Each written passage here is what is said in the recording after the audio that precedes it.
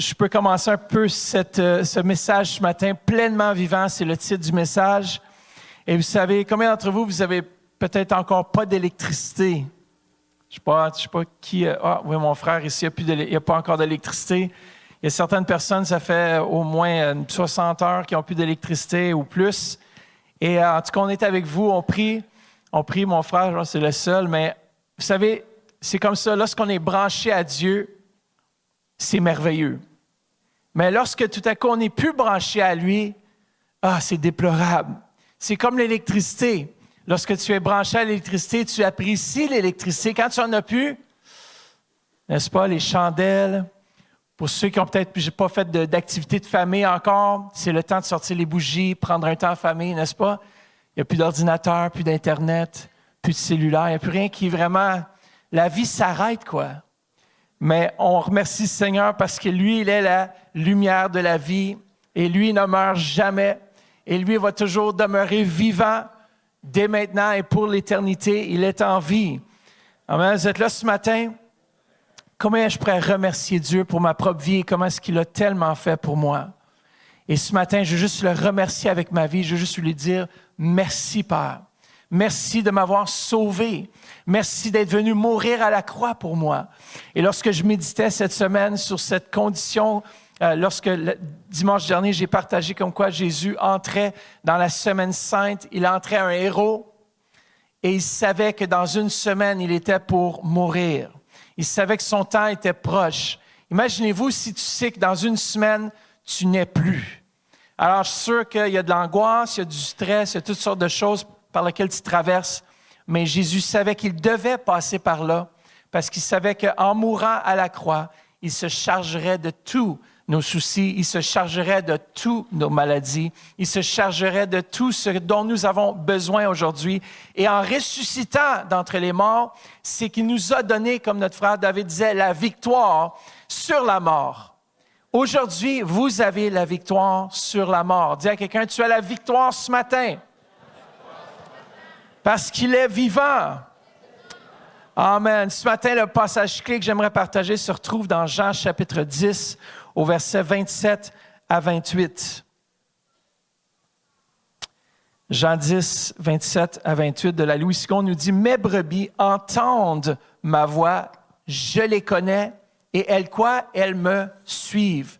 J'aime ceci, je leur donne la vie éternelle, et elles ne périront jamais, et personne ne les ravira de ma main. » Comment? Je leur donne la vie éternelle et elles ne périront jamais.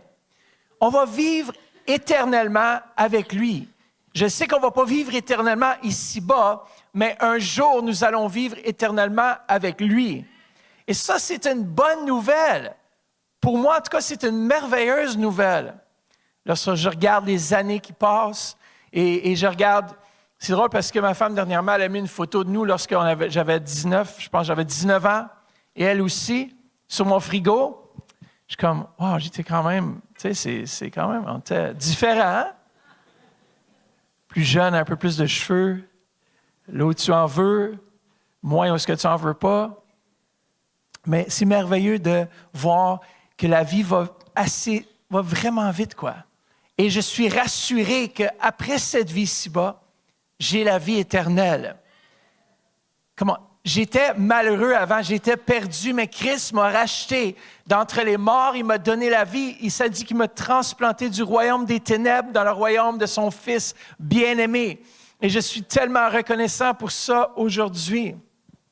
Christ a accompli l'impossible. Dis à quelqu'un, Christ a accompli l'impossible.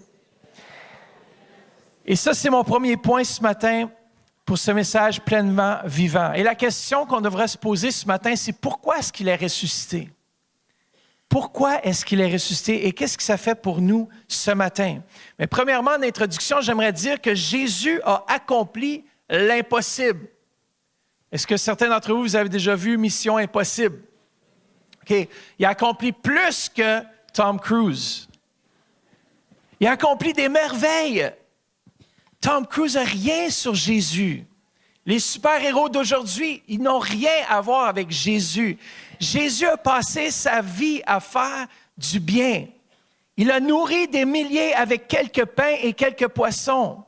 Il a chassé les mauvais esprits qui tourmentaient l'humanité. La nature était obéissante à sa voix, n'est-ce pas? Ça, c'est merveilleux.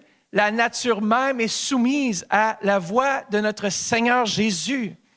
Je ne sais pas, la dernière fois, j'ai déjà essayé. Tempête, au nom de Jésus, passe là-bas. Je pense que j'ai besoin de plus de foi encore. La tempête qu'on s'est avancée, au nom de Jésus. Mais j'ai déjà vu des vidéos parce que c'était pas utile, tu vois, parce le Seigneur dit, oui, mais il faut que j'envoie la pluie, il faut que j'envoie, l'herbe a besoin d'être arrosée. Mais j'ai vraiment vu une tornade une fois, puis il y avait des femmes qui priaient en langue, qui intercédaient, qui disaient, au nom de Jésus, tu t'éloignes de nous. Et la tornade s'est éloignée, elle n'a pas frappé la maison. Alors, au nom de Jésus, nous avons ce pouvoir de parler à la nature et la nature nous obéit. Pierre a marché sur l'eau. C'est là que j'ai essayé. Je ne suis pas encore rendu là. Bon, au Canada, ça va, on peut marcher sur la glace.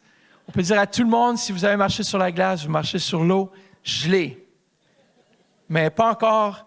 J'ai essayé quelques fois, c'est directement en bas. Imaginez-vous, Jésus a dit, jetez les filets de l'autre côté. Ça, Jésus a dit et a fait des choses impossibles.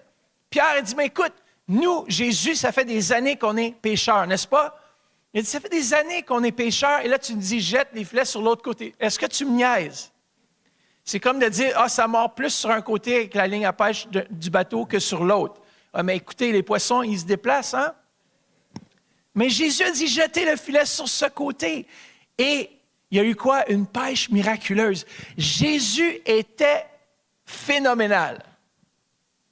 Il était phénoménal. Non seulement ça, on voit dans la parole de Dieu qu'il ressuscite 3 morts.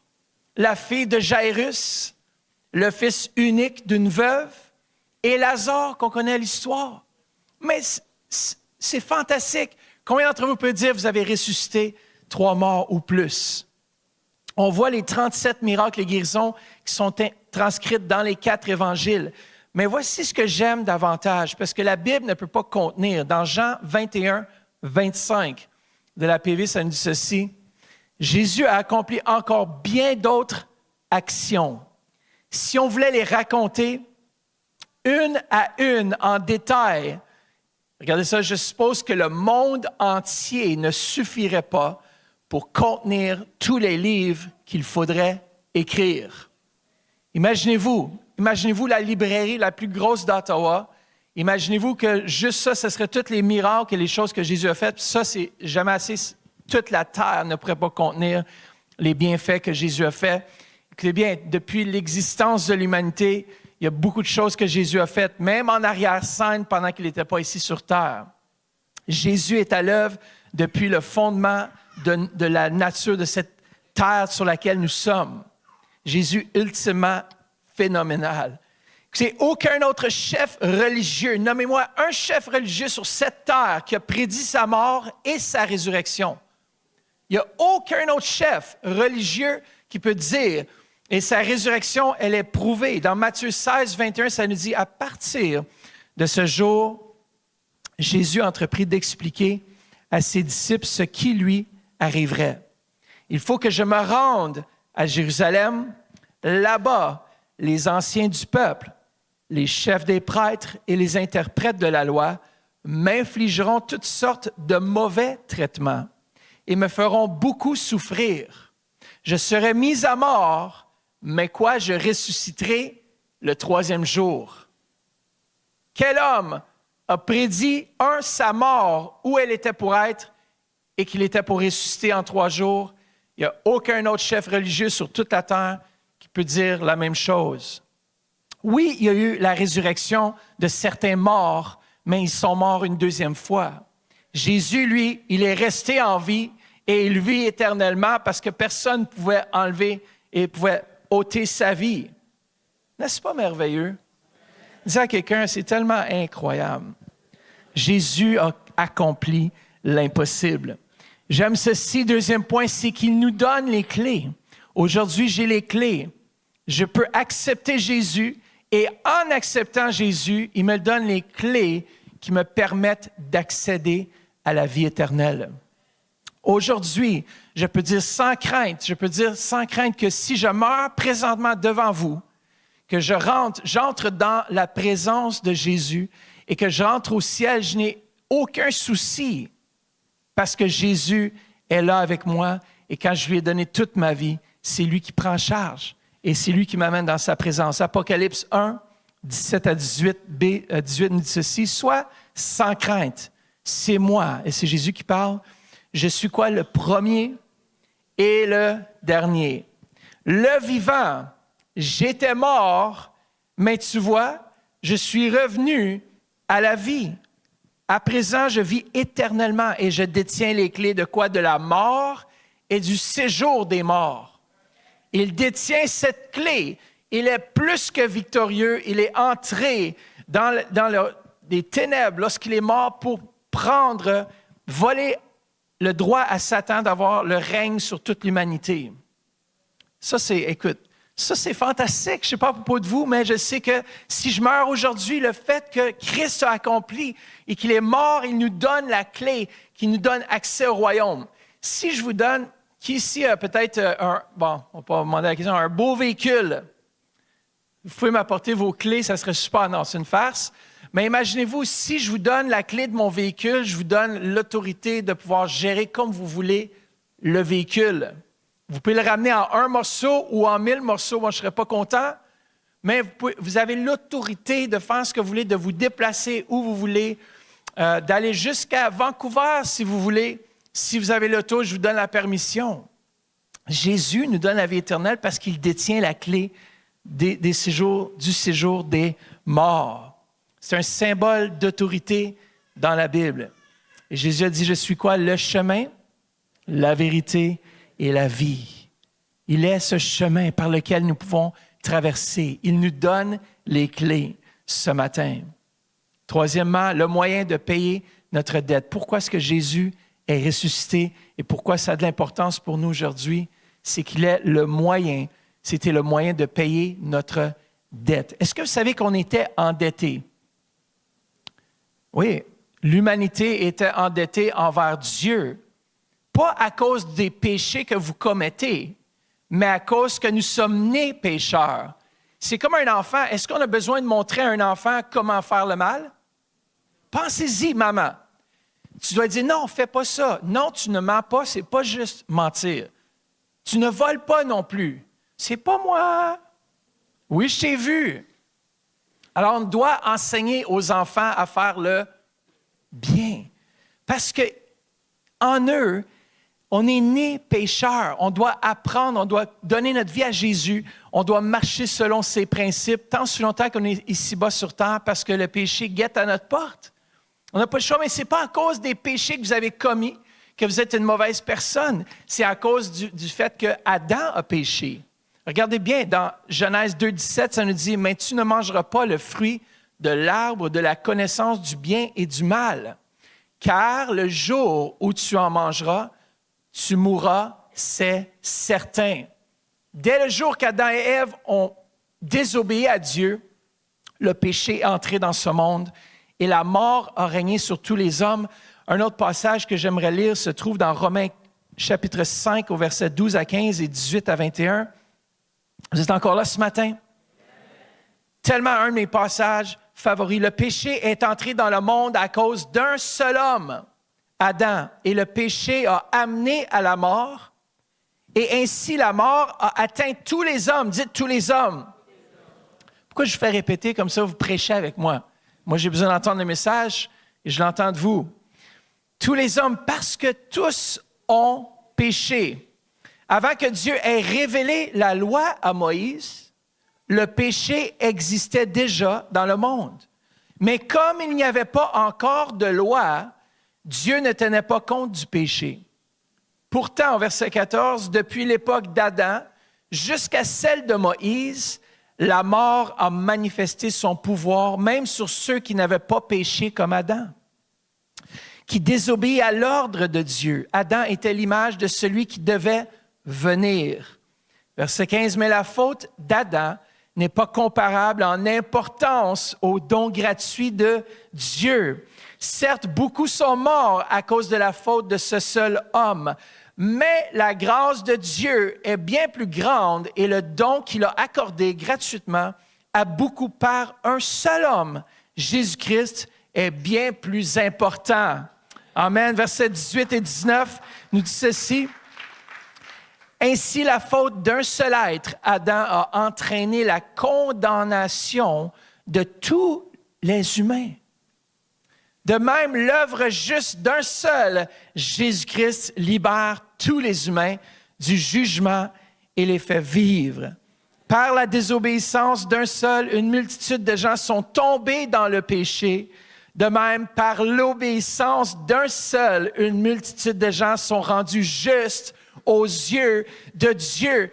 Vous êtes rendus justes aux yeux de Dieu si vous avez accepté Jésus dans votre cœur. Même si vous manquez le but, vous êtes quand même juste. Parce que ce n'est pas à cause de ce que vous faites, c'est à cause de l'œuvre accomplie de la croix qui nous justifie. Et ce matin, vous êtes la justice de Dieu. Mon nom, c'est Mathieu Justice Turpin. Je suis la justice du roi des rois et le Seigneur des seigneurs. Et combien j'ai eu besoin de cette justice dans ma vie. Lorsque j'étais dans l'erreur, lorsque j'ai eu des manquements, lorsque j'ai manqué le but. Vous savez, pécher, c'est quoi? C'est manquer le but. Et toutes les fois que j'ai manqué le but, j'avais un souverain sacrificateur du nom de Jésus-Christ de Nazareth qui est auprès du Père, qui dit « Je le pardonne, Père. Voici le sang que j'ai versé pour lui. Je le pardonne, je pardonne tel frère. Même s'il a manqué le but, je lui pardonne, Père. Vois mon sang qui est tout-puissant. Il intercède en faveur des saints maintenant parce qu'il vit pour toujours. Il est entré dans le lieu très saint avec un sang qui n'était pas le sang de bouc ou d'homme ou d'animal, mais il est entré dans le lieu très saint avec son sang qui était précieux. Et le sang était éternel. Il ne pouvait pas mourir. Ce qu'il a fait il y a 2000 ans va être bon pour l'éternité. Tant aussi longtemps que l'homme vivra sur cette terre, son sang sera suffisant pour pardonner des générations à venir. Ça, c'est merveilleux parce que Dieu est un Dieu qui vit aujourd'hui. Il est ressuscité, il me pardonne, il me renouvelle. J'aime ce point. Il ressuscita car la mort n'a pas pu le retenir. La mort n'a pas pu le retenir parce qu'il était un agneau pur, sans tache. Satan ne pouvait pas porter aucune accusation contre Jésus parce qu'il est mort, il était saint. Dans Actes 2, 24, ça nous dit « Mais Dieu l'a ressuscité.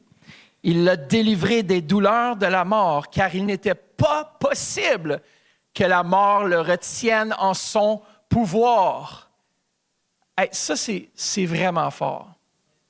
La mort ne pouvait pas le retenir parce qu'il était tout-puissant. J'aime Jean 10, versets 17 et 18, qui nous dit ceci. Et c'est Jésus qui a dit, « Si le Père me témoigne son amour, c'est parce que je suis prêt à sacrifier ma vie, mais, regardez ça, je la reprendrai ensuite. » En effet, personne ne peut m'ôter la vie sans mon consentement. Je la sacrifie de mon propre gré. J'agis ainsi suivant la mission que mon Père m'a confiée et conformément à ses instructions. Aujourd'hui, vu que nous avons cette victoire, la mort n'a pas pu retenir notre roi des rois et la mort ne peut pas non plus nous retenir parce que nous sommes vivants et nous vivrons éternellement avec lui. Et ça, c'est une bonne nouvelle. Et le dernier point ce matin, c'est celui-ci, que sans la résurrection, il n'y a pas de bonne nouvelle. Sans résurrection, il n'y a pas de bonne nouvelle. Je n'aurais pas de bonne nouvelle, je ne serais pas ici ce matin à vous prêcher un message, à vous encourager, s'il n'y avait pas de bonne nouvelle. Mais la bonne nouvelle, c'est que Christ est ressuscité d'entre les morts. Dis à quelqu'un, la bonne nouvelle ce matin, c'est que Christ est ressuscité et il nous donne la vie.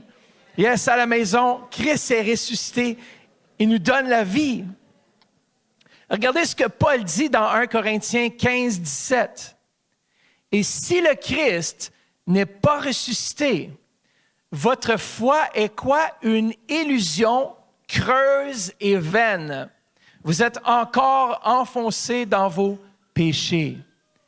Si Christ n'était pas ressuscité, nous n'aurions même pas une bonne nouvelle. Moi, j'ai une bonne nouvelle. Et vous savez qu'est-ce que ça fait une bonne nouvelle? Ça nous donne l'espoir, n'est-ce pas?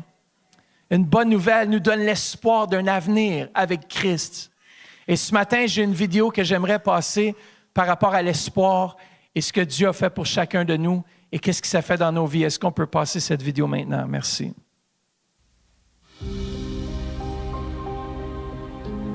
Les ténèbres remplissent la terre. L'éclair frappe et foudroie l'âme.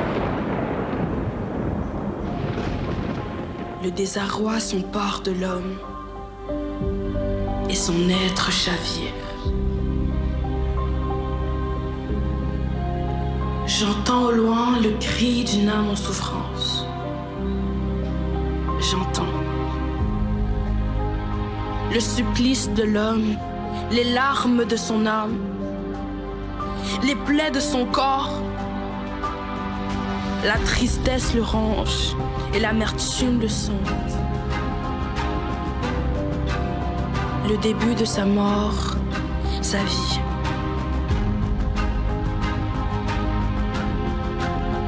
L'homme pleure.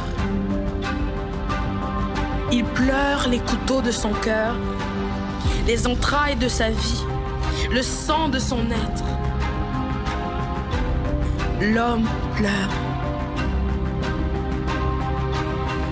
Il pleure le meurtre de la nature par ses mains, le sang vert de ses contemplations les plus intimes. L'homme pleure. Il pleure le sang des trésors de la terre. Une plaie profonde l'habite. Elle vole sa vie et tue son être. Le vide anxieux existentiel suicidaire dévore l'homme, tel le néant dans l'obscurité. La tristesse est son atmosphère et les larmes son refuge. La mort est-elle la vie de l'homme? Mon cœur cherche la vérité. Mon cœur cherche la vie, lumière et mon être cherche le réveil de la terre. Je cherche l'eau dans le désert de ma pensée. Je cherche l'espoir dans la mélancolie du souffle de vie. Je cherche tout simplement la lumière à mes ténèbres.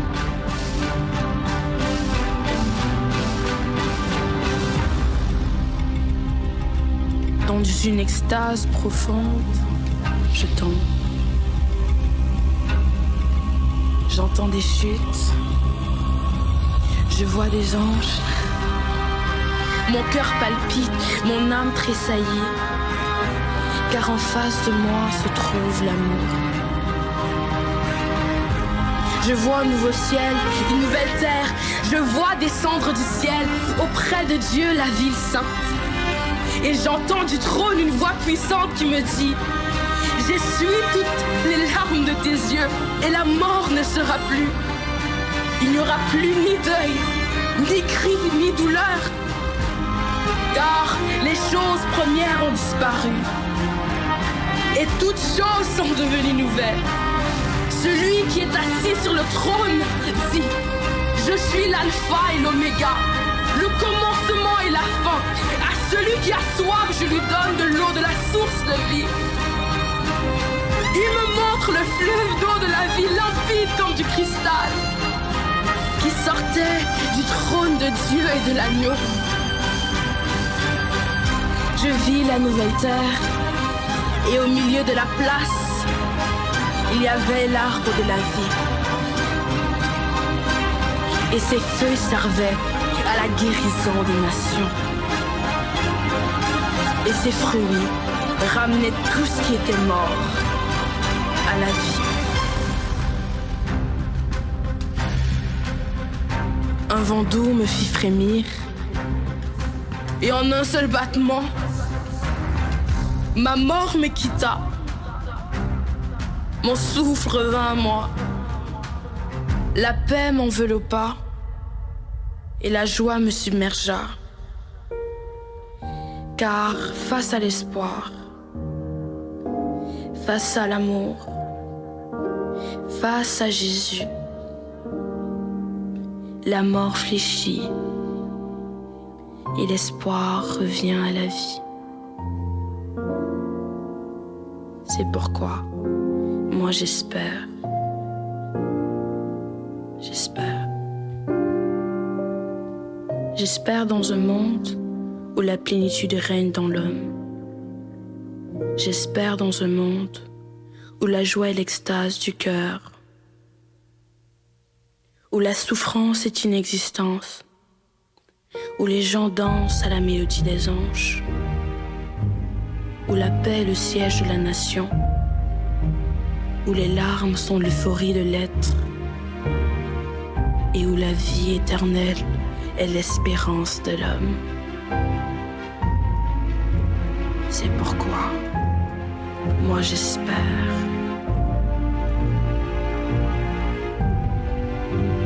Fin.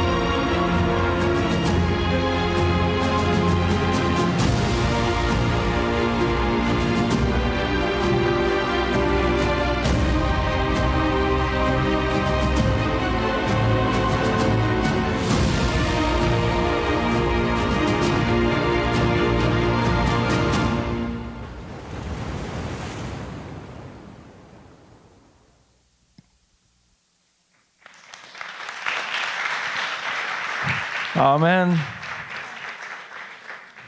Pourtant, j'ai vu cette vidéo-là quelques fois, puis ça m'amène toujours presque à haut pleurs parce que c'est l'espoir que nous avons en Jésus de Nazareth qui nous donne. Il nous a donné la vie éternelle. Et cette vie, elle est là pour nous ce matin. Et avant qu'on puisse prendre la communion ce matin, j'aimerais juste lire ce dernier passage.